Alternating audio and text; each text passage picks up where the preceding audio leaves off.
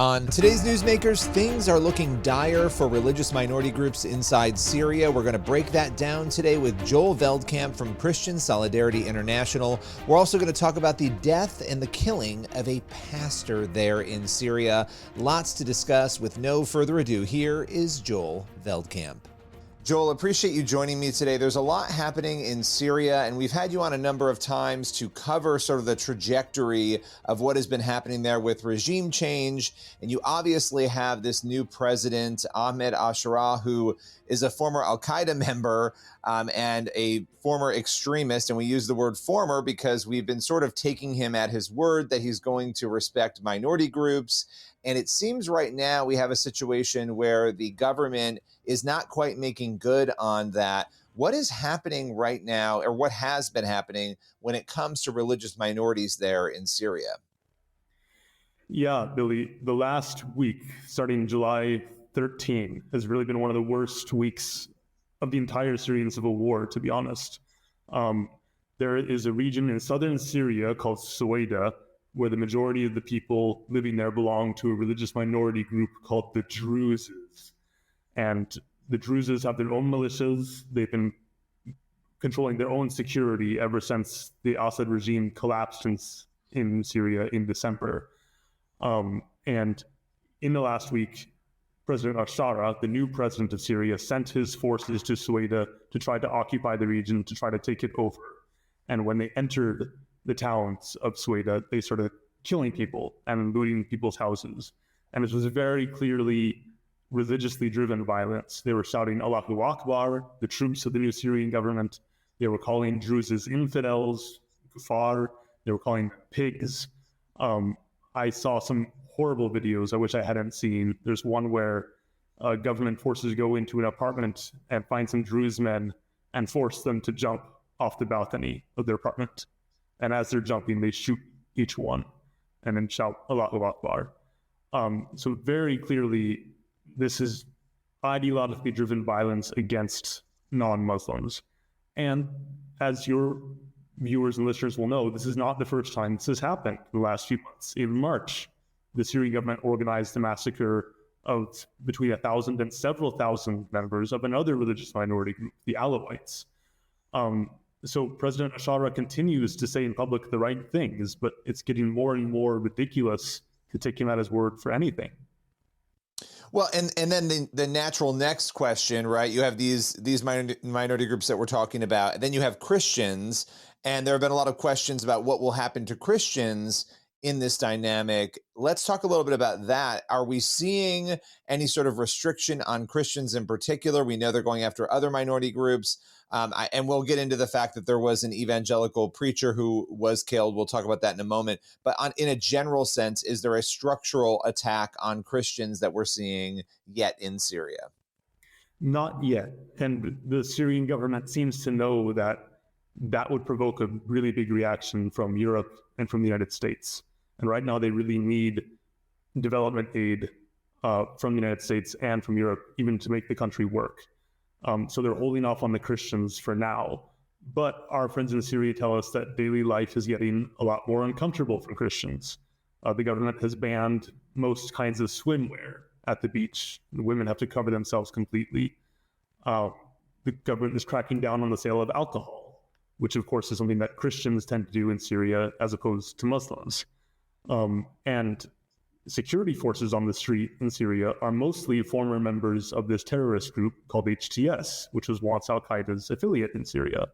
And they will sometimes, on their own authority, tell women who haven't covered their hair, Christian women, that they have to cover their hair. Or they'll see a couple walking together and forcibly separate them, or even arrest them for being together in public. There aren't laws allowing them to do these things, they simply do them. And that's happening more and more often. So the environment for Christians is getting much worse. And of course, just a few weeks ago, just a month ago, actually, we had the worst massacre of Christians at a church service in the history of Syria, I think. So between 25 and 30 Christians were murdered when a suicide bomber attacked their church in Damascus.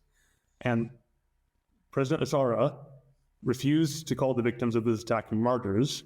He refused to attend the funeral, and he refused to visit the church. these are extremely serious bad signals to the Christian community. Well, and you look a lot at persecution and trends, and obviously there's direct government persecution, but then you have, if the government sort of turns a blind eye, looks the other way, people become empowered to do things like that suicide bombing, right? Oh, well, this guy went and did this, and these people died, and nobody said anything. Well, then we can start to do these things as well, and nobody's going to say anything or stop us. I don't know if you want to reflect on that at all, but that's another element of this. If the government doesn't do it directly, their inadequacy in dealing with it can then empower other forms of persecution in the community. Absolutely. That's absolutely what's happening now in Syria. Yes. So, just to go back to the Druzes for a minute, for those who don't know the tension point there, what they believe and why they would be, just to kind of, I think it's important maybe we talk a little bit about that so people understand what it is that would make them a target. Mm-hmm. So Druzes are an offshoot of Islam. They emerged around the 11th century, and they believe in one God, and they might call themselves Muslims depending on who you ask, but there's very little that we would recognize as Muslim about them. They drink alcohol, they believe in reincarnation, they refuse to marry people from other Muslim groups, they only marry within themselves, within their own community. So they are not a typical religious group for the Middle East, we can say. And in the jihadist worldview, there are three types of people. There are Muslims, there are so-called people of the book, Christians and Jews, who have the wrong religion, but at least they're following scriptures that were revealed by God at some point in the Islamic worldview.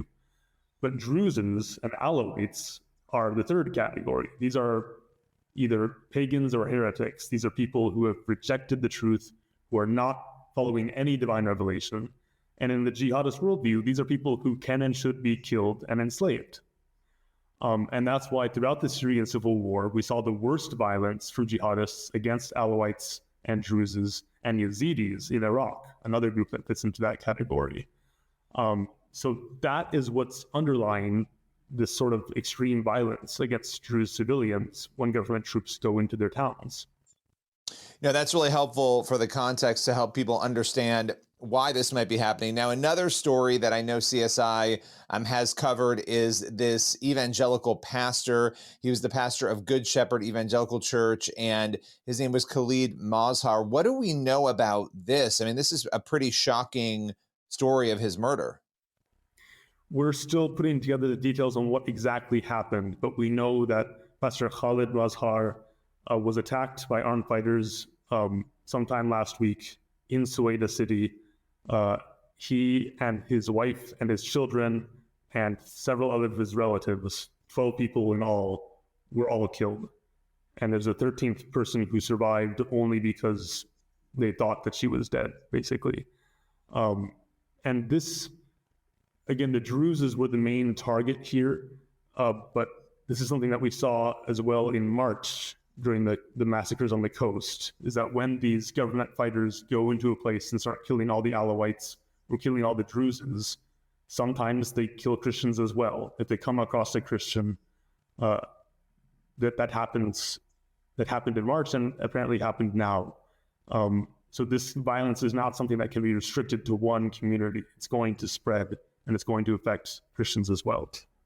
Well, and especially, again, if there's no punishment or you don't fear any punishment for it, what is killing another member of a different minority group if you're already going after another one, right? As a Muslim extremist, I don't think it's going to matter much whether they're Druze, member of the Druzes or Christians. They're going to potentially go after them.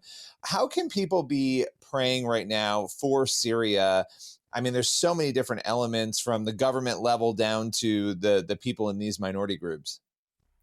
Yeah, I mean, I try to pray for President Bashar every day. We're supposed to pray for our leaders.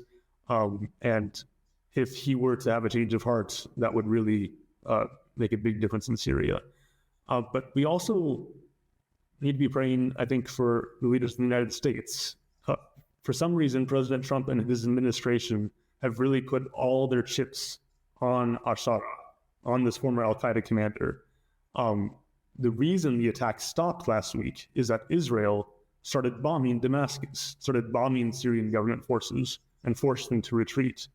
And this week, we're seeing all these reports in the news that President Trump is very angry with Israel for bombing Ashara. The U.S. Special Envoy to Syria is also saying things like, what happened in Sueda was very sad, but we need Syrian troops to deploy to Sueda. And I'm not entirely sure why they're so convinced that this former al-Qaeda commander is going to deliver for them, but they're wrong.